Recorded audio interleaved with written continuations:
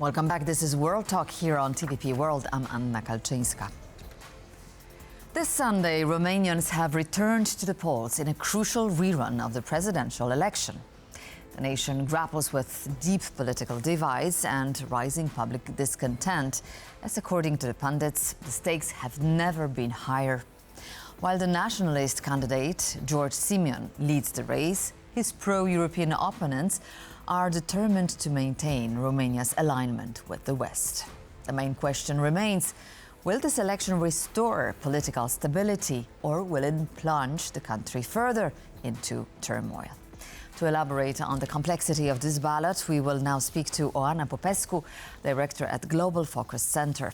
Good morning, madam, and thank you for joining us. Hi, good to see you. So let's delve a bit on the campaign itself. How has the rerun campaign differed from the original, and what's the public sentiment heading into Sunday's vote? Well, I think, the radical camp, I think, has tried to capitalize a lot on just being those who carry forward the legacy of Călin Georgescu and the elections at the end of last year. Meaning that, for instance, the front-runner George Simion has avoided any public appearance on public television, for instance, during the debates, because he wanted to be voted just as the replacement for Călin Georgescu, the candidate who won the first round last year and who is now under investigation for multiple counts of illicit and illegal behavior. The Democratic camp, I'm afraid, had a rather unconvincing campaign. And to be honest, all of the candidates are rather weak and unconvincing. So that's part of why the campaign has not been very substantive. It has been mostly focused on divisions between those who thought that the annulment of elections was a constitutional and democratic measure meant to protect the vote and the integrity of the elections, and those who were challenging that assumption and felt that they were being robbed of their vote. Other than that, the electoral offer still doesn't respond to people's call for new figures, for a new way of doing politics. So that tends to play in the hands of the nationalists and the sovereignists. At the same time, we're seeing a mobilization across the board, which seems to be indicative of the fact that many people actually tended to panic that the country might indeed turn into a completely different direction. So it seems that at this point, we're going to have a pretty high turnout across the board, and that makes it even harder to predict the outcome. Interesting. So we hear that George Simion has appeared as a polarizing figure, but how did he gain such momentum? And what does this say about the current mood in Romania? I would say he's no longer such a polarizing figure as he used to be before somebody with even more extreme views, such as Călin Georgescu, showed up unexpectedly at the end of last year. George Simion actually resisted running for a number of days, despite calls from his supporters, precisely because he's now seen as a moderate radical by comparison. And he is indeed somebody who is not so much an anti-establishment guy as he tries to become part of the establishment by using an anti-establishment platform as an entry gate. He is polarizing in the sense that he appeals to that part of society which is simply angry. And that's the main division, I think, right now in Romania. Half of it is a very emotional vote, one that's driven by pure disillusionment with the political class, with its performance, with its offer, with the degree to which it's truly representative of the public agenda, the quality of governance. And then the other half is the one that's perhaps more rational and is still disillusioned with the political class, but would like to see changes happen within the rules of the democratic game and sticking to Romania's Euro-Atlantic orientation and pro-democratic values rather than throwing the whole system up into the air. So I understand then that Simion could be understood as part of the establishment, but how about his agenda internationally? His critics accuse him of far-right populism and on authoritarian leanings within the internal affairs domestically. But could he be called a pro-Russian candidate?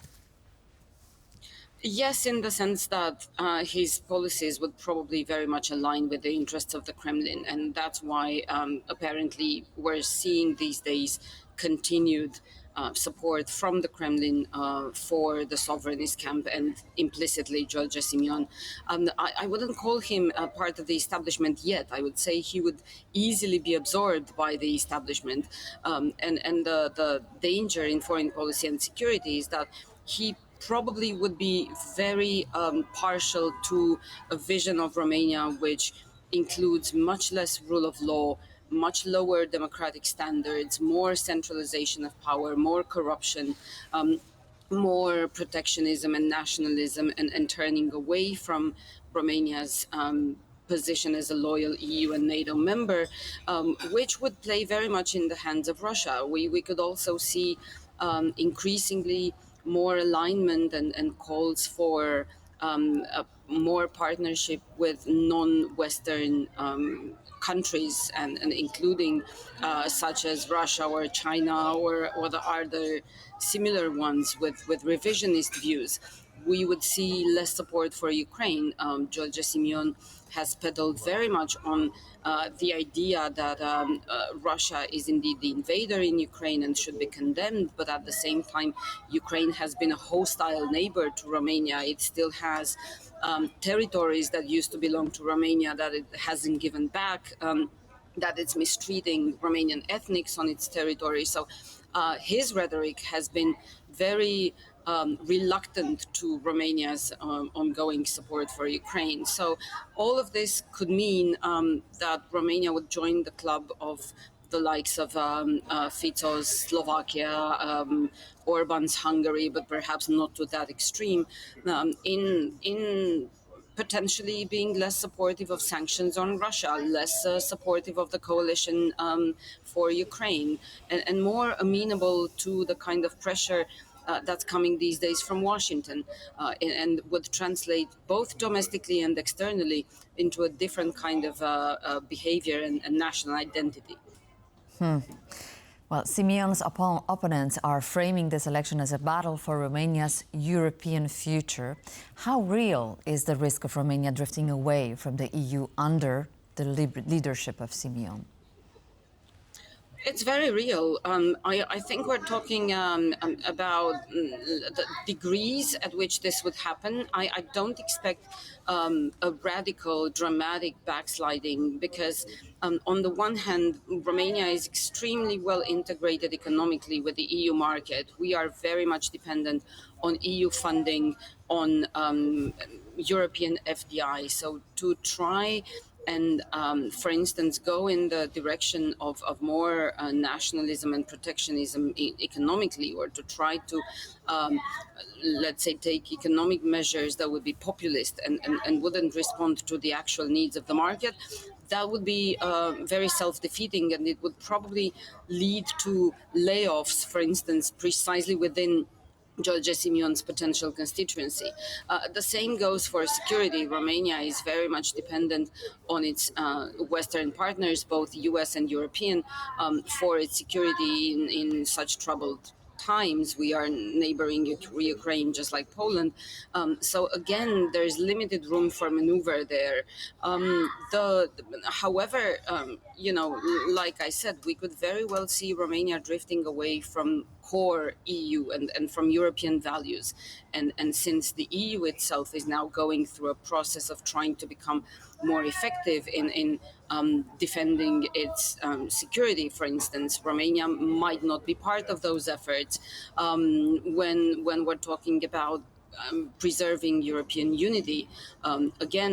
Romania has played a very constructive role traditionally. That could change, and we could join those who are more let's say, divided in their allegiance between the EU and the US and Russia and so on and so forth. So I believe the danger is very real, and it would first of all reflect internally in the quality of democracy, but also in foreign policy.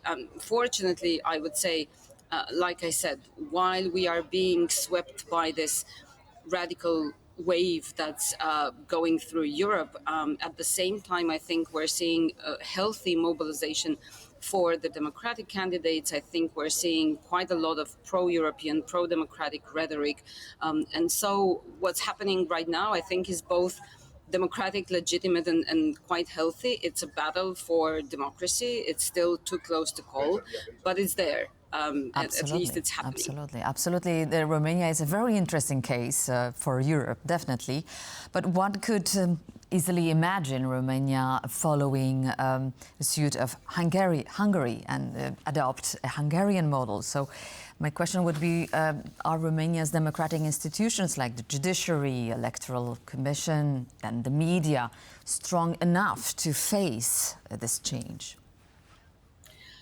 I think the institutional establishment is actually stronger than the political class. It's more resilient. I think it has demonstrated that precisely with the annulment of elections, paradoxically, because this was the first time in Romania's post-communist history that the institutional establishment has chosen to stick to the pro-democratic, pro-European path and not give in to Russian interference and domestic interference with democratic standards, not thanks to external pressure, but despite external pressure, because traditionally everything good that's happened in Romania was at the behest of Brussels or Washington or London and so on and so forth.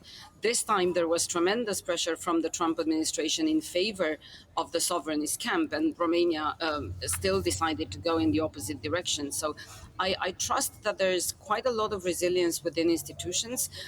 There is also a constitutional system which very much plays in our favor, and when compared to our neighbors, it has more checks and balances to ensure that no single power within the state can accumulate too much influence. However, we have seen with Orban's Hungary, and I think you've seen this even in Poland, that this is limited, and that it very much depends on the level of pressure and the continuity of pressure.